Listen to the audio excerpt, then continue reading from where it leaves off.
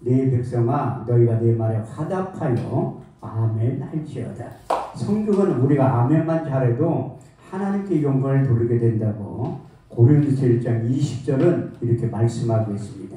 하나님의 약속의 말씀은 얼마든지 그리스도 안에서 예가 되니 그런즉 말미암아 우리가 아멘하여 하나님께 영광을 돌리게 됐느니라. 할렐루야. 이렇듯이 여기에서 있는 강사의 말로 들어왔자 아무런 의미도 없어요. 저는 실력도 없고 능력도 없지만 그렇지만 제 입술을 통하여 선포된 하나님의 약속의 말씀은 우리 주님께서 약속하셨던 요한복음 6장 63절 말씀을 보면 살리는 것은 영이니 육은 무익함이라.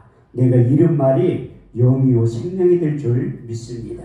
더 나아가 시편 107편 20절에 21절 말씀을 보면 저가 그 말씀을 보내 저희를 고치사 이경에서 건져 내시는도다. 주의 인자하심과 인생에 행하신 기이한 일들을 인할 주를 찬송하게 된다고 하신 약속의 말씀이 그대로 이루어지게 될 줄 믿습니다. 우리가 인생을 살아가다 보면 앞에는 홍해가 가로막혀 있고 뒤에는 애굽의 군대가 따라오면 내 힘과 능력으로 도저히 감당하지 못할 때 하나님이 우리의 인생 가운데 찾아오셔서 이런 이루의 말씀을 하고 있습니다.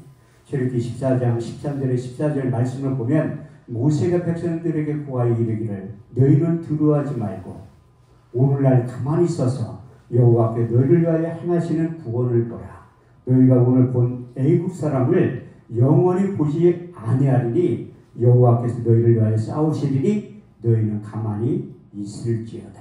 할렐루야. 이렇듯이 내 힘과 능력으로 도저히 감당하지 못할 일들이 우리의 삶 가운데 펼쳐질 때 예배에 집중해서 기도하고 말씀 듣고 찬양 부를 때 하나님께서 우리 두세 사람이 모인 곳에 찾아오셔서 여러분들의 인생의 공고한 문제를 해결해 주기 위해서 찾아오셔서 우리를 대신해 싸워 주실 때 이런 현상이 나타난다고 사도 바울은 두 번에 걸쳐서 간증하고 고백하고 있는데, 먼저 고린도서 4장 8절에서 9절 말씀을 보면 우리가 사방으로 우겨 싸움을 쌓여도 쌓이지 아니하고 답답한 일을 당하여 낙심하지 아니하고 핍박을 받아도 버림받지 아니하고 거꾸로를 당하여도 망하지 않게 된다고 말씀하고 있습니다.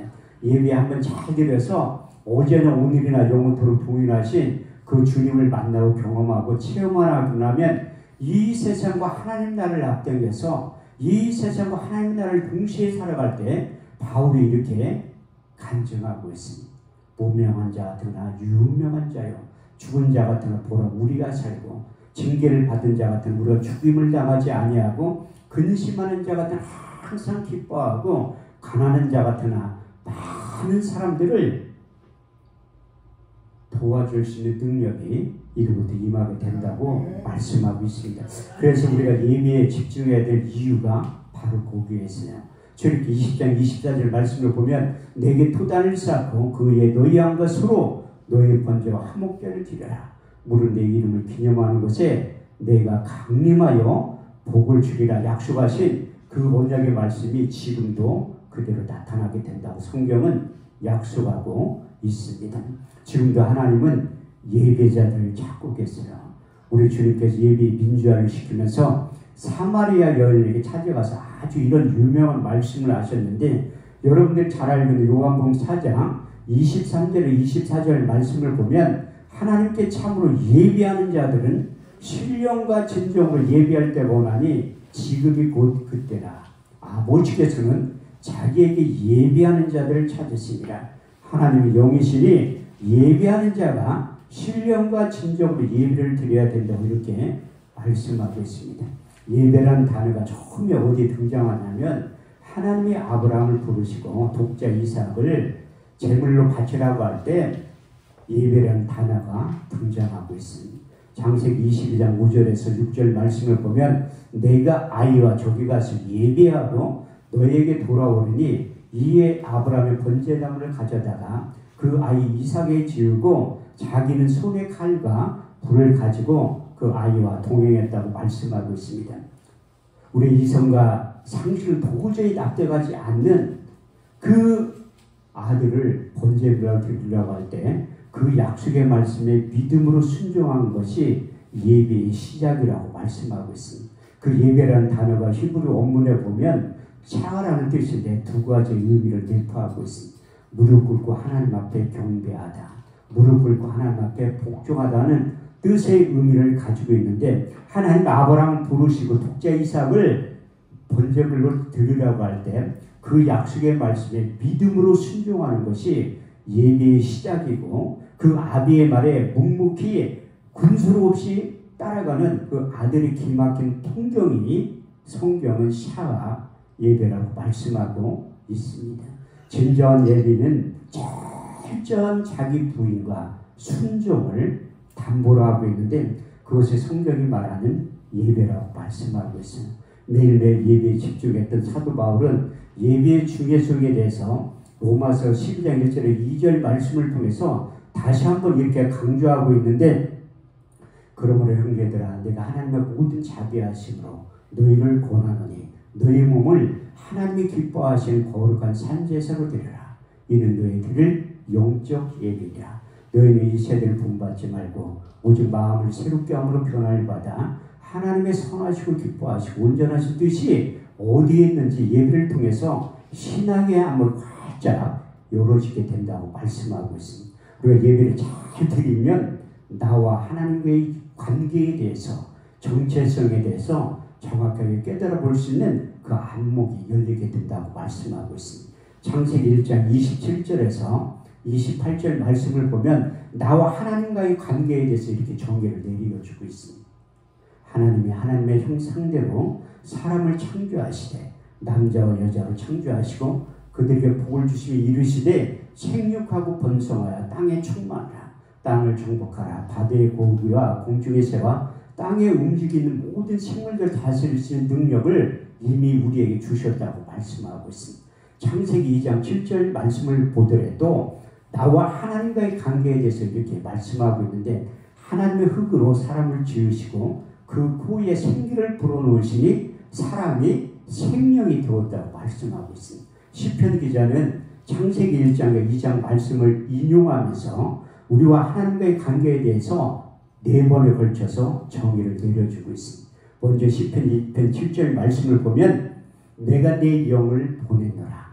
너희는 내 아들과 딸들이라. 오늘날 내가 너희를 낳았다고 표현하고 있고, 두 번째 시편 82편 6절 말씀을 보면 여호와께서 가라사대 너희는 다 신들이며 지존자의 아들과 딸들이라고 표현하고 있습니다. 세 번째 시편 139편 13절 말씀을 보면 주께서 내 장부를 지으시고 내 모태에서 나를 조직하셨다고 말씀하셨고, 마지막 네 번째 시편 139편 16절 말씀을 보면 나의 형길이 이루기 전에 주의 눈이 보셨으며 나의 정한 날이 되기 전에 주의 책에 다 기록이 되었다고 말씀하고 있습니다. 우리 주님께서도 모세의 일과 선지자의 일과 시편에 등통했기 때문에 창세기 1장과 2장 말씀을 인용하시고 시편 기자의 내용을 인용하시면서 우리와 하나님과의 관계에 대해서 이렇게 결론을 내려주셨습니다. 요한복음 10장 34절 35절 말씀을 보면 너희 율법에 기록한 바 내가 너를 신이라 하지 아니하느냐. 성경은 폐하지 못하나니 하나님의 말씀을 받은 사람들을 신적인 존재, 영적인 존재라고 표현하고 있습니다. 그렇지만 우리의 첫사람 아담의 범죄를 통해서 제가 이 세상에 들어왔다고 로마서 5장 12절 말씀을 이렇게 표현하고 있습니다. 한 사람으로 말미암아 죄가 들어오고 그 죄로 말미암아 사망이 찾아왔나니 모든 사람 죄를 범하였으며 사망이 이르게 되었다고 말씀하고 있습니다.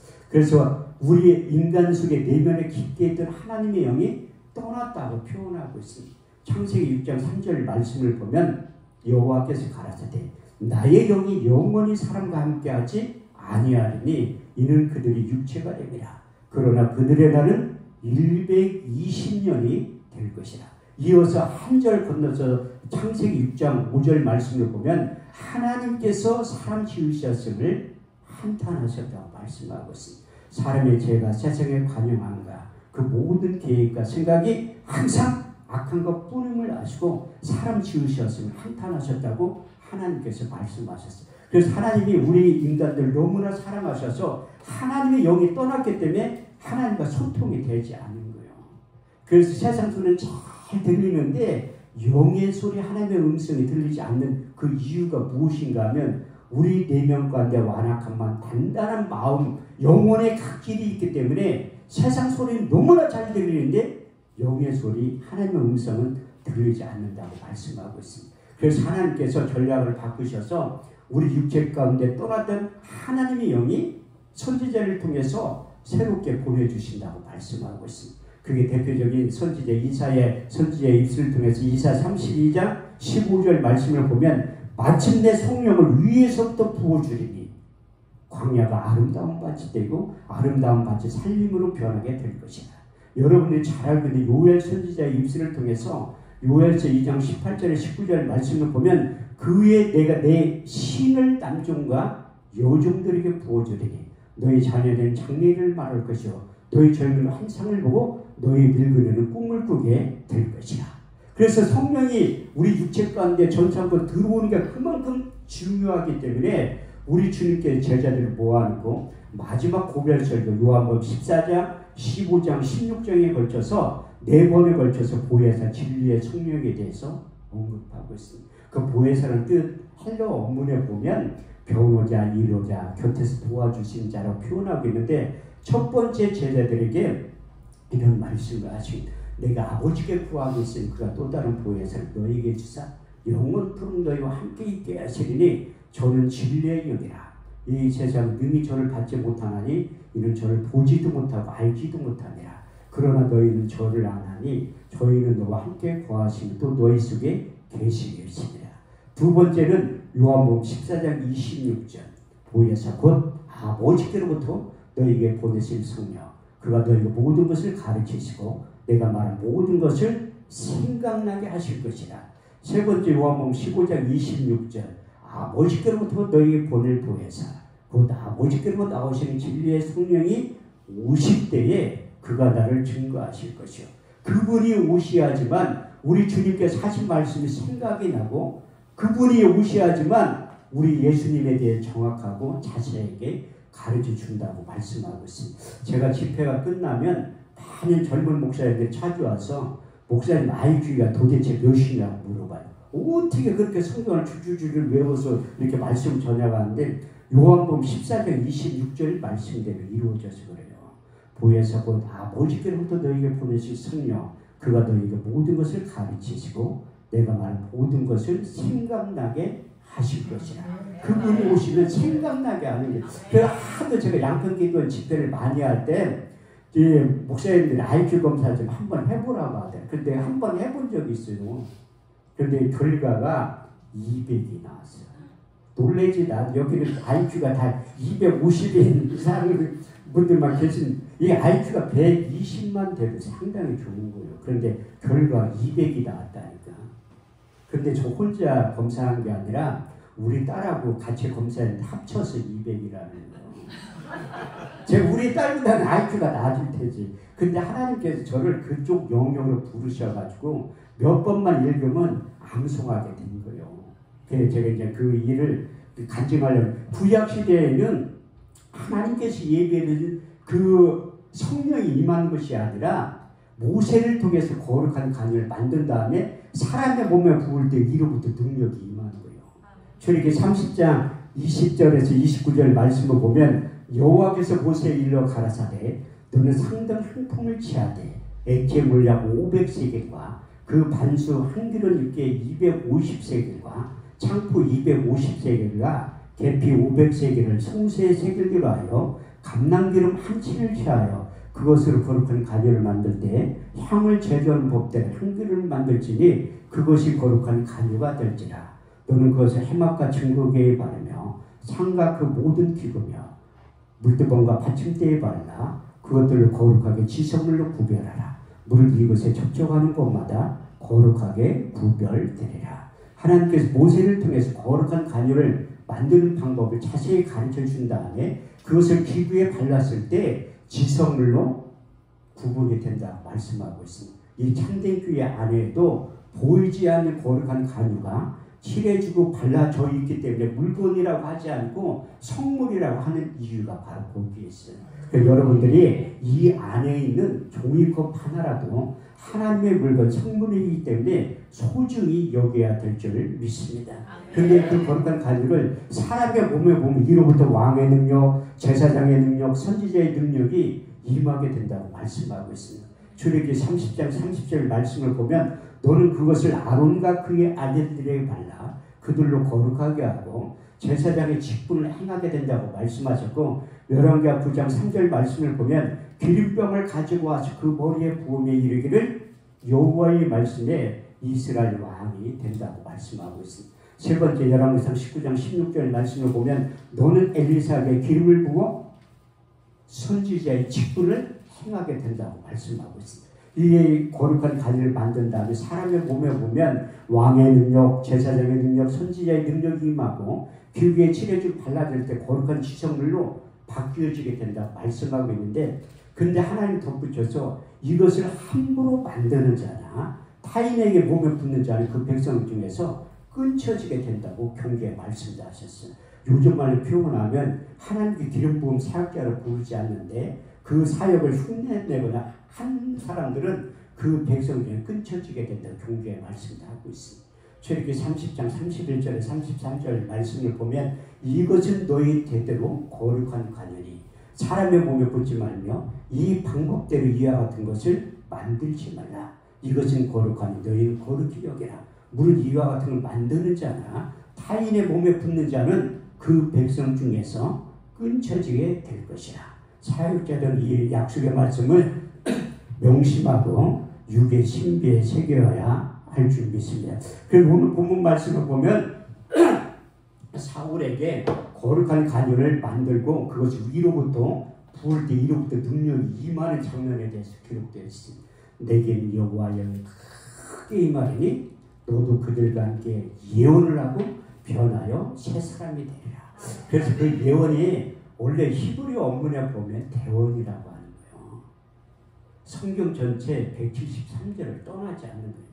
따라 명동 땅 팔아가지고 강남 땅을 이건 무당들이 하는 짓거리고, 진짜 예언은 성경 전체 31,173절을 벗어나지 않는다고 말씀하고 있어요. 그래서 베드로서 1장 20절에 22절 말씀을 보면 경의 예언은 사사로이 풀 것이 아니니, 예언은 언제든지 성령의 감동하심을 입은 사람들이 하나님께 받아서 말하는 것이 예언이라고 말씀하고 있어요. 그래서 성령의 기름 부음이 충만하면 우리의 언어가 먼저 변하고 이게 변화해 새 사람이 된다고 말씀하고 있어요. 구약에는 새 사람이라는 단어가 여기 딱 한 군데밖에 안 나요. 근데 신약에는 딱 3번이 등장해요.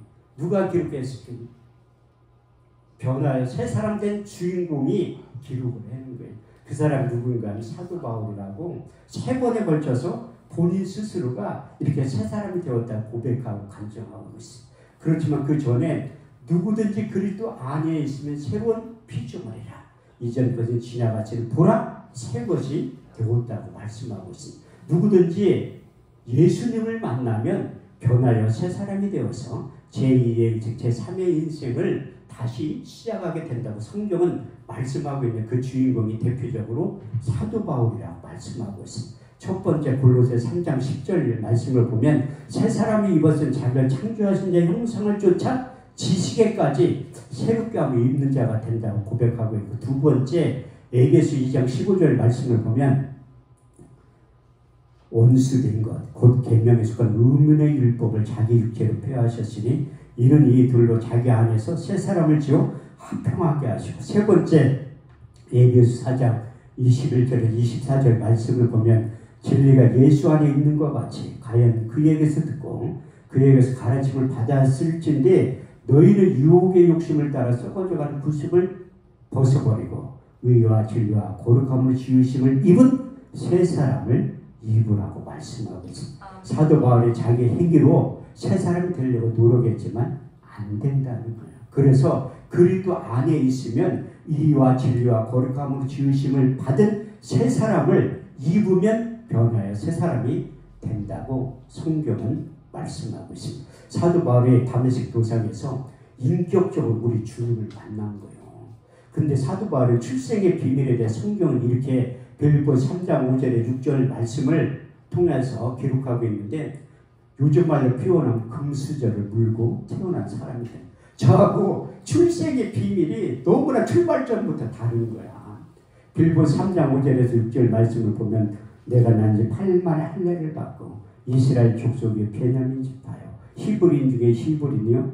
열심으로는 교회를 핍박하고 율법의 의를 흠이 없는 자라고 이렇게 고백을 하고 있어요. 근데 다메섹 도상에서 우리 주님을 인격적으로 만난 다음에 이제 7절 8절 말씀을 보면 그러나 무엇이든지 내게 유익하던 것을 그리스도 예수를 위하여 해로 여길 뿐더러 해로 여김은 내 주 예수 그리스도를 아는 지식이 가장 고상함을 인하니라.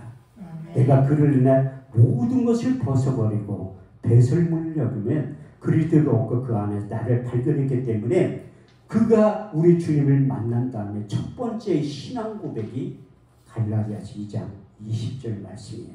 제가 오전에 예수님의 세 가지의 질문에 대해서 설교를 했는데 여러분들이 예수님의 세 가지의 질문에 대해서 이제 관심이 있고 설교를 듣고 싶은 분들은 유튜브에 들어가서 한금천 목사를 치고 구독, 좋아요 누른 다음에 그 영상을 보시면 된다니까요. 오전에 설교, 그게 제가 볼 때는 우리나라에서 제가 설교 잘하는 목사 3등 안에는 들어요. 그런데 내가 어떤 한 목사님 만난 다음에 4등으로 밀려났어요. 그분이 누군가 하면 유용서 목사인데 제가 3등 했다고 4등으로 밀려났다는 게 제가 그래도 부지런히 분발해서 내가 3등으로 올라갔어요. 그런데 내가 설교를 잘해서 올라간 게 아니라 설교를 제일 잘했던 조용기 목사님께서 소천하셨기 때문에 제가 4등에서 3등을 저절로 올라간 거예요. 그래서 하나님이 사도 바울이 인격적으로 우리 주님을 만난 다음에 첫 번째 신앙 고백 갈라디아서 2장 20절 말씀. 내가 그리스도와 함께 십자가에 못 박혔나니 그런즉 내가 산 것이 아니요 오직 내 안에 그리스도께서 사신 것이라. 이제 내가 육체 가운데 사는 것은 나를 사랑하사 나를 위하여 자기 몸을 버리신 하나님의 아들을 믿는 믿음 안에서 사는 것이라. 이제 자기가 죽고 나니까 십자가가 보이기 시작해요. 그래서 고린도 1장 18절 말씀을 보면 십자가의 도가 멸망하는 사람이 일어나는 것이요 구원을 얻은 우리에게는 하나님의 능력이 된다고 고백하면서 십자가 사건에 대해서 복음을 전하기 시작해요.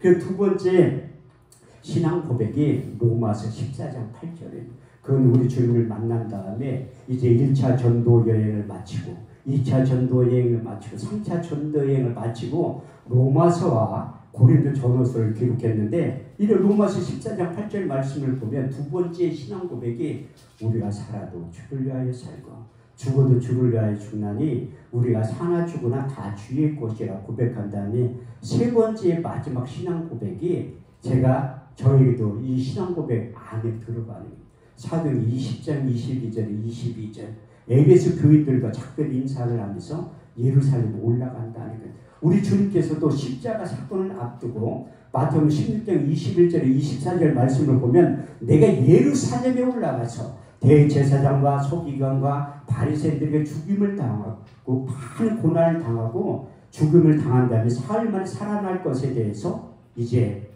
순환에 대해서 예고를 할 때 제자들이 발린 거예요. 이렇듯이 에베소 교인들도 사도 바울이 예루살렘에 올라간다는 못 가게 뜯어 말린 거야. 그때 유명한 사도 바울의 마지막 세 번째 신앙 고백이 등장해요. 성령이 밝히 말씀하시기를 결박과 환난이 나를 기다린다 하시나 주 예수께 받은 사명 하나님의 은혜의 복음을 증거하는 일을 마치려 하면은 나의 생명을 좀도 귀한 것으로 여기지 아니하노라. 할렐루야. 이렇듯이 누구든지 어제나 오늘이나 영원토록 동일하신 그 주님을 만나면 자기의 생명도 내놓고 주님을 위해서 살겠다고 작정한 그런 일들이 나타나기 시작하는 게 저도 이제 목회를 시작하기 전에 우리 주님을 만난 적이 없잖아요. 사도행전 1장 1절에서 8절 말씀을 보면 예수의 증인된 사람들이 사도가 돼서 교회를 세우고 복음을 전하는 일에 쓰임받더래요. 그런데 저는 성경에 대해서 이론과 지식에 대해서 조금 아는데 우리 주님을 만난 적이 없었습니다. 대업을 열어 내가 먼저 쓴 규례는 예수께서 행하시며 가르치기 시작하심부터 택하신 사도들을 성령으로 명하시며 승천하신 일까지의 일을 기록하였느니라. 해 받으신 일에 친히 사심을 나타내사 40일 동안 저희에게 보이시며 하나님 나라에 대해서 말씀하셨느니라. 사도와 같이 보이사 저희에게 분부하여 가라사대 예루살렘을 떠나지 말고 내게 들은 바 아버지의 약속하신 것을 기다려라. 요한은 물로 세를 베풀었으나 너희는 몇 날이 곧되어 성령으로 세를 받게 될 것이라.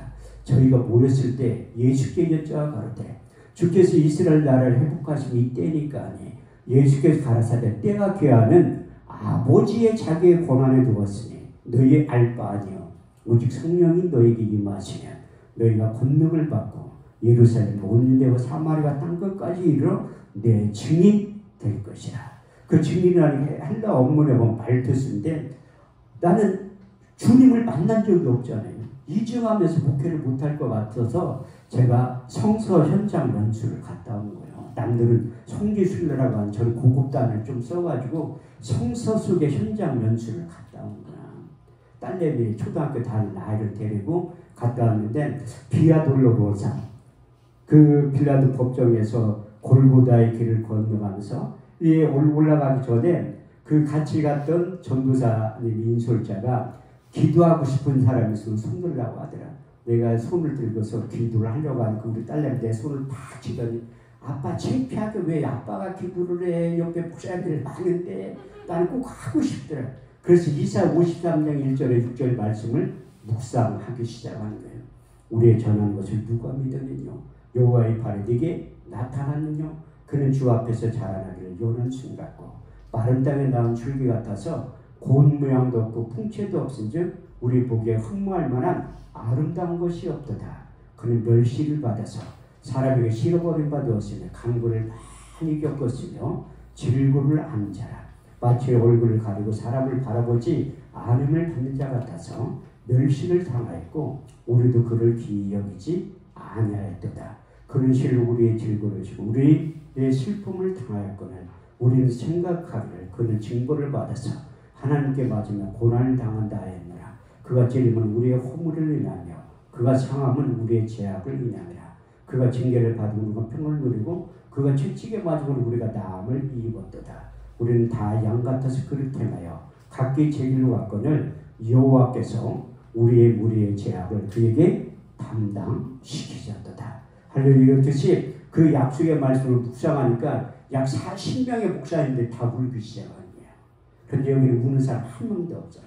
그만큼 환경도 더 중요한 거예요. 근데 9박 10일 동안 다 돌아보고 왔는데 성서 속에 현장 연수를 받았지만 우리 주님을 못 만나고 온 거예요. 그래서 한국에 돌아와서 양평 금식 기도원 갔는데 여기 써 있더래요. 잠언 8장 17절.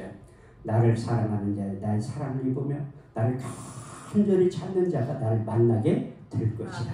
그 말씀이 눈에 딱 들어 육의 심리에 새겨가지고 이제 기도처를 찾는 거예요. 그러니까 제가 분당에 살다가 쫙 망해가지고 태백고개를 넘어가면 경기도 능평리로 이사 간 거야. 우리 장모님 우리 집에 왔다 울면서 가시더라고. 먹고 살만하다 쫙 망해가지고 왜 이 시골로 이사하냐고. 그런데 뭐 하나님이 목사 한 사람 만드는 게 쉬운 게 아니에요. 쉬운 게. 그래서 빌라 2층에 사는 권사님이 내 기도처를 찾는다 하니까 분당 율동공원에서 태조교를 넘어 지금도 내가 힘들고 어려울 때는 가끔가다 가요. 첨성대처럼 이렇게 만들어서 약 20명의 사람들이 들어와서 나라 민족을 위해서 세우는 돌로 만든 첨성대처럼 만든 부국재단이 있습니다. 거기를 소개를 시켜주더라고요. 그래서 가서 보니까 약 20명의 사람들이 모여서 자유스럽게 기도를 하고 있다. 그런데 하나님은 나 한 사람 목사 만들기 위해서 2달 만에 그 사람들 다 교통정리를 하는 거예요. 내가 실업자니까 뭐 갈 때도 펄 출근하는 거야. 집사람이 저한테 그러더니 실업자가 맨날 어디 가냐. 당신이 알 거 없다. 근데 거기에서 기도하고 있는데 누가 쑥 들어오는 거 보니까 집사람이 여기 꼼꼼한 데서 뭐 하고 있느냐. 뭐 하고 있긴 그냥 성경 보고 기도하고 있다고. 근데 저도 한 고집 하거든요. 성경은 반드시 나를 사랑하는 자를 나의 사랑을 입으며 나를 간절히 찾는 자를 만난다고 했는데 안 만나주는 게 1년이 지났는데 나는 다 출근을 한 거예요. 그런데 14개월째 되는 어느 날 사도행전 9장, 사도행전 22장, 사도행전 26장 말씀이 나에게 이루어진 거예요. 그것은 사도 바울이 다메섹 도장에서 우리 주님을 만났던 현상이 나에게 임한. 그때 우리 주님께 내 인생 가운데 찾아오셔서 두 가지의 말씀을 경험시키고 체험시켰는데 그때 하늘의 개인 시간을 깨닫고 알게 된 거예요. 베드로서 3장 8절 말씀을 보면 사랑하는 자들아 주께는 하루가 천년 같고 천년이 하루 같은 이 한 가지를 잊지 말라. 두 번째 시편 90편 4절 말씀을 보면 주의 목전엔 천년이 지나간 어제 같으며 밤의 한 경점 같을 뿐입니다. 빛을 찾아오신 주님하고 5분 정도 얘기한 것 같은데 깨어난 게 8시간이 지난 거예요. 그때 진짜로 내가 웬만하지 이런 간증 안 하는데 참된 교회 성도들은 다른 교회가 제일 부흥할 때 이런 간증하면 또 헛소리 한다고 해요. 안목이 안 열린 사람들은. 근데 여기는 다 이런 설교를 해도 단단한 음식을 먹을 수 있는 성도리라 생각하셔서 이런 간증을 하는 거예요. 그때 찾아오셔서 육의 신비에 새겨진 5가지의 말씀이 있어요. 제가 원래 상당히 말을 못하는 사람이에요. 저희가 7남매인데 우리 식당에 간 사형제가 가끔가다 밥 먹을 때 보면 주문도 우리는 말로 안 하고 손가락으로 해. 메뉴판 보고 손가락. 그래서 30분 동안 아무 얘기도 안 해. 나갈 때 식당 아줌마가 봉어리 안 했냐고 물어봐. 한마디도 안 해. 지금도 가끔가다 막내 동생이 형 보고 싶으니까 놀러 오라고 해. 목동에 사는데 교회 오라고 하면 교회는 또 절대로 안 와. 내가 바빠서 못 간다고 하면 용돈 드릴 테니까 오래. 그럼 당연히 가지. 신방을 돈 준다는데 안 갈 목사가 어딨어. 가지. 얼굴도 보고 싶고. 그 첫 마디가 그거야. 형 어서 오세요. 잘 있었냐. 그게 끝이야. 얼굴만 쳐다보고 2시간 벌떡벌떡 하겠어. 재수 씨는 답답해 죽겠대. 형제들이 오랜만에 만났으면 얘기 좀 하. 재수 씨가 상당히 똑똑한 여자예요. 서울대 나왔으니까 얼마나 똑똑해.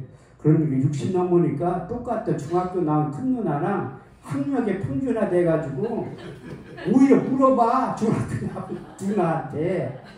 걱정할 거 하나도 없어. 여러분들이 서울대 안 나왔다 하더라도 60 넘으면 학력에 평준화 돼. 인물의 평균화도 60 넘으면 똑같아. 미스코리아 출신이나 그냥 아줌마랑 똑같다니 걱정할 거 하나도 없어요. 하나님 그렇게 만들어 놓은 거야. 근데 내가 왜 이 말씀을 드리냐면 내가 아무것도 모르니까 우리 주님께서 찾아오셔서 하나하나 가르치기 시작한 거예요. 너는 이제 스승으로서 목회하지 말고 아비의 심정을 가지고 목회를 하라는 첫 번째 주신 말씀이 고린도서 4장 15절. 그리스도 안에서 1만 스승이 있으되 아비는 많지 아니하니 내가 복음으로 너희를 낳았습니다. 두 번째 말 잘할 수 있는 능력을 그때 주신 거예요. 바울도 말을 나보다 더 못했던 것 같아. 유일하게 말 못하는 사람이 성경에 기록되어 있어요. 고린도서 10장 10절 말씀을 보면 그 편지는 중하고 힘이 있으나 그 몸으로 대할 때 말에 시원치 아니하니라. 말을 얼마나 못했어요. 성경에 써있어요. 바울도 고백에 고린도서 11장 6절 나는 말에는 조라나 지식에는 그렇지 아니하도다. 또 설교하다 사람 죽인 적도 있어요. 유두부라고. 전 설교 21년 했지만 한 번도 사람 죽인 적은 없어요. 졸게 할 수 있는 능력은 있어도 죽인 적은 한 번도 없다니까. 세 번째 주신 말씀이 요한복음 10장 10절 말씀이에요. 바울에게 주셨던 말씀이 두 번째가 내 말과 내 전도하니 지혜의 권하는 말 하지 않아요. 다만 성령의 나타남과 능력으로 하여 너희 믿음이 사람의 지혜 있고 하나님의 능력 가운데 있게 하려 하였느라. 세 번째 요한복음 10장 10절 도적이 오는 건 도적질하 죽이고 멸망시키는 것뿐이요 내가 온 것이 양으로 생명을 얻게 하고 또 풍성히 얻게 하려 함이라. 우리 주님께 이 땅에 온 목적과 사단마의 귀신이 이 땅에 온 목적을 너는 정확히 알고 그 일을 하게 될 것이다. 네 번째, 다섯 번째 때문에 제가 이 설교도 이렇게 하는 거예요. 네 번째 말씀은 요한복음 3장 34절 하나님이 보내시는 하나님의 말씀을 안 하니 하나님이 성령을 한량없이 부어 주십니다. 다섯 번째 잠언 30장 6절 너는 그 말에 더하지 말라. 그가 너를 책망하시겠고 너는 거짓말하는 자가 될까 두려움이라. 저도 설교를 20년을 넘게 하다 보니까 엉뚱한 소리 할 때에 처음에 기도하고 시작하는 거예요. 진실만을 말하게 해두려고. 저도 저 자신을 모른다는 게요. 이제 이만한 사건을 요만하게 뻥튀기 치일 게 있어요. 그래가지고 하나님 앞에 진실만을 말하게 해두려고 기도하고 설교를 하기 시작해요. 근데 하나님이 5가지의 말씀 6의 신비에 새긴 다음에 고린도서 2장 묵상을 하고 하더래요. 그것은 사도 바울이 그가 가지고 있는 유전적인 지식을 가지고 복음을 전한 게 아니에요. 그 설교 준비의 비밀에 대해서 갈라디아서 1장 11절 12절 말씀에 내가 전한 복음은 사람의 뜻으로 난 것이 아니요 사람에게 배운 것도 아니요 받은 것도 아니요 곧 그리스도의 계시를 통해서 복음을 전하고 전개했다 말씀하고 있습니다. 주변 사람 기도 부탁할 때도 에베소 6장 19절 말씀을 보면 나를 위하여 구할 것은 내게 말씀을 주사 나로 입을 벌려 복음의 비밀을 담대히 알리게 하옵소서. 근데 사도 바울이 그리스도 아덴 지역에 가서는 유전적인 지식을 가지고 변론했다고 성경을 말씀하고 있어요. 그래서 교회가 세워주지 않아요. 철저히 회개하는 심정으로 고린도서 2장을 기록하는 거예요. 형제들아 내가 너희 가운데 나아가 하나님의 증거를 전할 때 말과 지혜 아름다운 것을 하지 아니하느니 내가 오직 예수 그리스도와 그의 십자가에 죽으신 것 외에는 아무것도 알지 아니하기로 작정하였습니다. 내가 너희 가운데 거할 때 약함에 두려움이 심히 떨어노라. 내 말과 내 전도함이 지혜의 고난을 말하지 아니하고 다만 성령에 나타나는 것 능력으로 하여 너희 믿음이 사람의 지혜에 있지 않고 하나님의 능력 가운데 있게 하려 하느니라. 우리가 온전한 자들 중에서 이 지혜를 말하나니 이 지혜는 이 세상의 지혜가 아니요 이 세상에 없어질 간원들의 지혜가 아니요 오직 비밀한 가운데 있는 감추었던 것인데 하나님이 우리의 영광을 위하사 만세전에 미리 정하신 것이라. 이 지혜는 이 세대에 관해 하나도 알지 못하였나니 만일 알았더라면 영광의 주를 십자가에 못 박지 아니하였으리라. 기록된 바 하나님 자기를 사랑하는 자들 위하여 예비하신 모든 것은 눈으로 보지 못하며 귀로도 듣지 못하며 또 마음으로 생각지 못하였던 것 같습니다. 오직 성령이 이것을 우리에게 보이셨으니 성령은 모든 것 곧 하나님의 깊은 것이라도 통달하시느니라. 기록된 바 하나님의 사정 하나님의 영 외에는 누구 알리요 이와 같이 하나님의 사정도 하나님의 영 외에는 아무도 알지 못하느니라. 우리가 이것을 말하는 거니와 우리가 세상의 영을 받지 않고 아버지께로부터 온 영을 받았으니 이는 우리하고 하나님께서 은혜로 주신 것들을 알게 하려 하십니다. 우리가 이것을 말하거니와 세상의 가르침을 나하지 아니하고 성령의 가르친 것을 아니 신령한 것은 신령한 것으로 분별하느니라. 육에 속한 사람은 하나님의 성령의 일을 받지 아니하느니 저에게 미련하게 보임도 깨닫지도 못하나니 이런 일을 영적으로야 분별하느니라. 신령한 자는 모든 것을 판단하나 자기는 아무에게도 판단을 받지 아니하느니라. 누가 주의 마음을 알아서 주를 가르치겠느냐. 그러나 우리가 그리스도의 마음을 가졌느니라. 할렐루야. 사도 바울은 철저히 회개하는 심정으로 고린도전서 2장을 기록하면서 그리스도의 마음을 수요하기로 한 거예요. 저도 이 약속의 말씀이 경험이 되고 처음이 돼서 그리스도의 마음을 품고 주님의 입장에서 주님의 시각에서 사역을 하려고 했는데 제가 작년에 내가 엉터리 목사라는 걸 깨달은 거예요. 제가 이것을 왜 여기다 갖다 놨냐면 3개월 동안 소경 체험을 하면 이게 대들더니 여러분 안 믿어지죠? 근데 저는 마음의 전달이 와. 그 참된 교회에서 제가 눈 뜨게 해두려고 많은 분들이 기도를 해주시는 게 마음이 전달이 되더라고요. 잠언 27장 19절 말씀에 보면 물이 비치면 얼굴이 서로 같은 것 같이 사람의 마음도 비칩니다. 저는 제 나름대로 착각을 하면서 목회 사역을 20년 동안 한 거예요. 근데 이 돈을 잃어보니까 내가 가짜라는 것을 깨닫게 된 거야. 저는 제 나름대로 믿음이 있다고 자부했었는데 100일 동안 기도하면서 하나님께 저에게 2가지의 책망의 소리를 하시고 첫 번째 출애굽기 15장 26절 순종이 제사보다 낫고 듣는 것이 수양의 기름보다 나으니라. 로마서 14장 23절 믿음으로 쫓아 행하지 않는 게 죄라고. 하나님이 저에게 우리나라의 목사님들이 약 10만 명 가까이 되는데 수를 파악할 수가 없지만 그 중에 10만 분의 1을 저를 불러가지고 한월산 기도원 대성전 집회를 하게 만든 거예요. 그런데 육신의 눈을 볼 때는 도저히 감당할 수가 없는 거야. 그래서 하나님 앞에 기도하고 눈 감고 기도하면 다 될 것 같아. 눈 뜨면 현실을 못해. 안 되는 거야. 하나님은 분명히 10만 분의 1을 저를 불러가지고 그 일을 맡긴 거야. 그런데도 불순종하니까 하늘산 기도원에서 작년에 연합 집회를 4번 하고 개인 집회를 2번 한 거예요. 근데 8.15 성회 끝나고 6.25 성회 끝나고 그 다음 주에 또 하는데 목요일날 저녁에 유리체 출혈이라고 혈관이 다 터져버린 거야. 잉크가 또 이제 왼쪽 눈 시력에 0이 된 거야. 그래서 금요일 오전에 예배 끝나고 총무 목사님하고 강사 목사님들하고 식당을 갔는데 제가 늦게 간 거야. 가면서 한쪽 눈으로 운전하려니까 이 감각이 안 보이는 거야. 두 눈으로 보이다 한쪽 눈으로 운전을 얼마나 불편해. 근데 목사님들이 나한테 또 왜 이렇게 늦게 왔냐. 난 속도 모르고. 내가 그 30분 동안 운전하고 가면서 하나님을 원망했을까요? 안 했을까요? 원망의 소리가 하나도 안 나오더라고요. 왜 그런가 하면 하나님 감사합니다. 만약에 내가 두 눈이 안 보였으면 어떻게 할 뻔했어.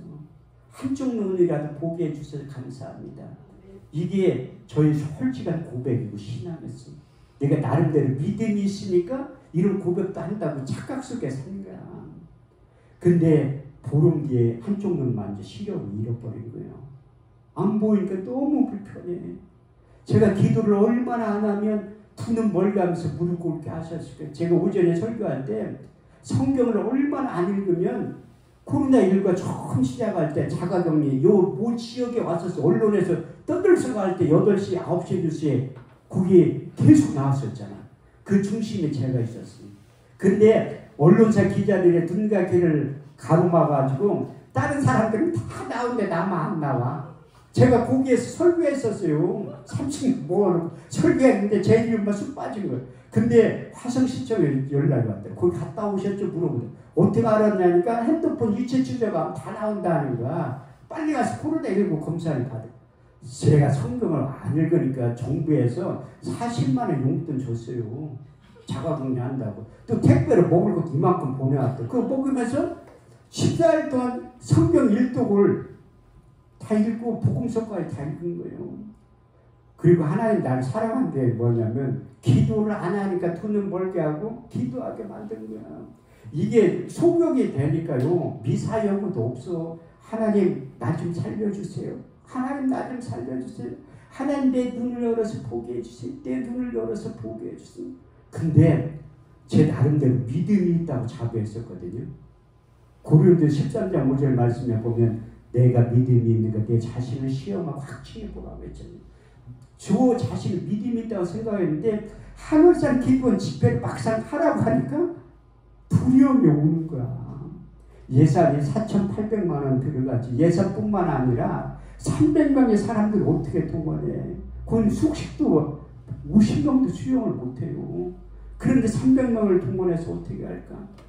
기도하면 하라는. 그래도 내가 결정을 못 내리니까 우리 유용수 목사님이 한월산 기도원 집회를 할 때 내가 표적을 보여달라고. 하나님 이 일을 할 수 있는 표적을 보여줘. 근데 유용수 목사님 설교를 하는데 저는 원래 신명한 목사가 아니라 예수님을 본 적이 몇 번 없어요. 유용수 목사님 강사로 설교를 하시는 뒤에 우리 주님께서 왔다 갔다 하시는 거야. 그래서 내가 하기로 결정을 한 거예요. 그런데도 망설이는 거야. 왜? 현실적인 문제에 부딪혔잖아. 근데 하나님이 기도를 제가 많이 하는 목사는 아니지만 꾸준히 나거든요. 근데 이 두 눈이 멀으니까 기도를 할 수밖에 없잖아요. 기도를. 그때 책망의 소리가 두 가지로 들리는 거예요. 순종이 제사보다 낫고 듣는 것이 수양의 기름보다 나으냐. 믿음으로 쫓아 행하지 않는 게 죄를 철저히 해가면서 하나님 앞에 하기로 결단을 내리니까 자유함을 누리더라고요. 그래서 주변에 있는 하나님 물질 있는 자를 좀 보내주세요. 내 영적인 보호자인 유용선 목사님 말고 유용선 목사님처럼 섬길 수 있는 동역자들을 보내주세요. 그렇게 기도하니까 요즘에 하나님이 붙이기 시작하는 거예요. 그래서 하나님 앞에 고린도서 9장 11절 말씀대로 이루어지게 해달라고 기도하고 제가 신방을 가려고 해. 내가 너희 신령한 것을 뿌렸은즉 너희 육신의 것을 거두는 것을 가하지 말라. 제가 개척하기 전에 응답받은 마태복음 21장 1절의 사절 말씀대로 이루어지게 해달라고 하는 거예요. 사람들이 예루살렘에 가까이 와서 감람산 벳바게에 이르렀을 때 예수께 두 제자를 부르시며 이르시되 너희는 맞은편 마을로 가라. 곧 메인 나귀와 나귀 새끼가 함께 있는 것을 보리니 풀어 내게로 끌고 오라. 누가 무슨 말을 하거든 주가 쓰시겠다 하라. 그리하면 즉시 보내리니 이는 선지자가 하신 말씀을 오늘과 같이 이루려 하심이니라. 할렐루야. 이렇듯이 하나님의 동역자를 보내주셔서 그 일을 잘 준비하고 있습니다. 여러분들이 제가 이 간증을 하는 이유가 무엇인가 하면 이를 위해서 기도해 주시면 돼요. 여기 섬기는 담임 목사님 유용선 목사님이 하시는 일들에 대해서 제가 봐도 이해가 안 될 때도 많아. 저한테 얘기할 때 보면 저 머리에 믿음이 있는 것 같지만 어떻게 보면 이해를 못할 때가 있어요. 왜냐하면 영적인 사람은 이성의 판단으로 접근하면 이해를 못하는 거예요.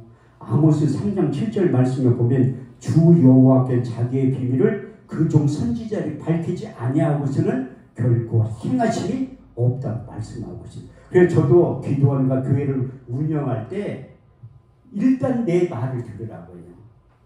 하나님이 이로부터 담임 목사에게 내려오기 때문에 순종을 하다 보면 과정은 힘들고 어렵지 몰라도 결과는 좋은 열매를 맺기 때문에 일단 순종을 하라고 하는 거예요. 우리 주님께서 성경에 기록된 31,173절도 믿음의 눈으로 바라보지 않으면 이스라엘 무협지하고 똑같아요. 구약성경은. 신약성경 복음서를 읽어보면 다 일도 안 되는 얘기들이 기록되어 있어. 그렇지만 그게 현실로 나타나기 시작하는 거예요. 너희가 믿으면 하나님의 영광을 보게 된다고 하신 약속의 말씀대로 제가 유용수 목사님을 만난 다음에 하나님 앞에 쓰임받는 참 종이라고 느낄 때도 있어요. 그러니까 처음에는 거부감이 상당히 많이 들더라고. 이게 솔직한 표현인데. 근데 겪어보면 사랑이 많기 때문에 싫은 소리, 쓴소리 나는 거예요. 그 믿음으로 받아들이면 나에게 약이 되고 영양분이 섭취가 되는데 그냥 거부하면 그걸로 끝나는. 우리 주님께서도 말도 안 되는 얘기를 할 때 제자들이 믿음의 눈으로 받아볼 때 우리 주님께서 내가 믿으면 하나님의 영광을 보게 된다고 하신 약속의 말씀이 그대로 이루어지는 거예요.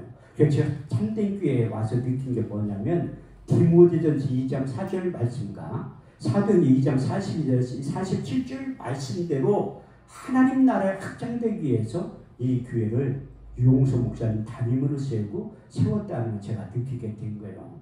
하나님은 모든 사람이 구원을 받으며 진리를 아는데 이르기를 원하노라. 초대교회 신앙생활의 모습이 이렇게 했다고 성경은 말씀하고 있습니다. 저희가 다 사도들의 가르침을 받아 서로 교제하며 떡을 떼며 기도하기를 전혀 힘씁니다. 사람들마다 두려워하는데 사도들로 인해 표적과 기사가 많이 나타나니 믿는 사람들이 다 함께 있어 물건을 서로 통용하고 또 재산과 소유를 팔아 각 사람의 필요를 따라 나눠주며 성전에 모이기를 힘쓰며 집에서 떡을 떼며 기쁨과 순전한 마음으로 음식을 먹고 하나님을 찬송하니 사람들의 칭송을 받으며 주께서 날마다 구원받는 백성들을 더하게 하시느니라. 그 약속의 말씀을 이루기 위해서 이 참된 교회를 세우시고 유홍수 목사님의 담임 목사님을 세우시고 그 일을 하게 만드신 거예요. 제가 여러분들에게 부탁하고 당부하고 싶은 것은 로마서 16장에 보면 사도 바울을 섬겼던 40명의 인물들이 등장해요. 사도 바울의 평생의 사역 가운데 섬겼던 40명의 인물들이 있었기 때문에 사도 바울의 그 일을 감당했듯이 우리 유홍수 목사님의 그 사역을 감당하기 위해서 여러분들이 40년 뒤에도 50년 뒤에도 이제 유홍수 목사님이 눈 안에 들어와 있어야 돼요. 그것이 진정한 동역자요 협력자라고 성경은 말씀하고 있습니다. 이제 저 시간이 많이 갔기 때문에 담임 목사님이 끝나고 안수기도를 해주라고 해서 그 안수기도도 좀 이게 말씀을 듣고 기도를 받아야 할 때요. 안수기도도 삼박자가 있거든요. 조용기 목사님이 얘기한 삼박자의 축복이 있듯이 저도 안수기도를 누구보다도 많이 하는 목사 중에 한 사람이. 그래서 제가 나름대로 만든 거야. 성경에는 없는 얘기예요. 제가 만든 거라. 첫 번째 안수기도의 삼박자가 뭐냐면 안수기도 하는 목사의 능력이 있어야 돼. 두 번째는 안수기도 받는 사람이 믿음이 있어야 돼요. 세 번째 더 중요한 것은 하나님께서 역사를 하셔야 돼요. 그 안수기도의 비밀에 대해서 시편 130편 5절에 6절 말씀을 보면 주께서 내 전을 두고 다니시며 내게 안수하셨나이다.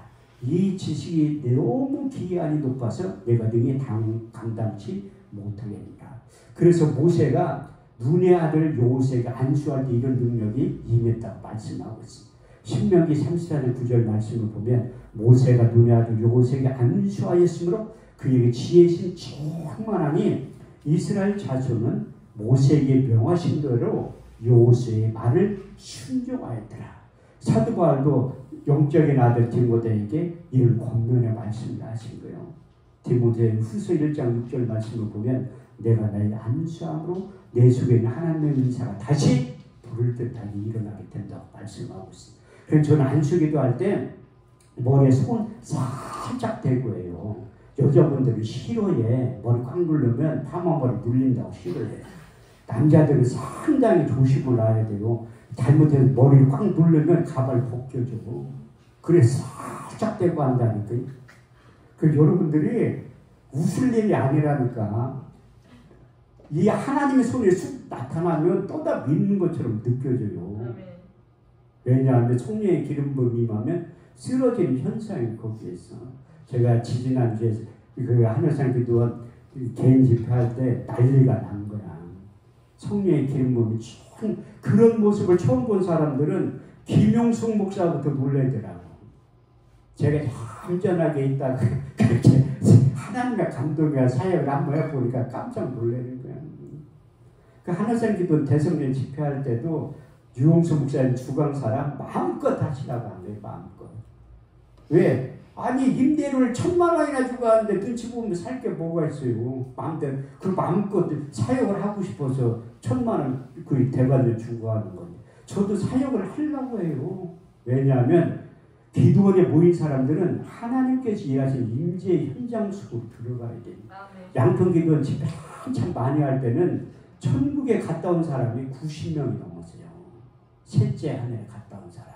지금도 성경에 있는 일들이 지금도 나타나고 있어요.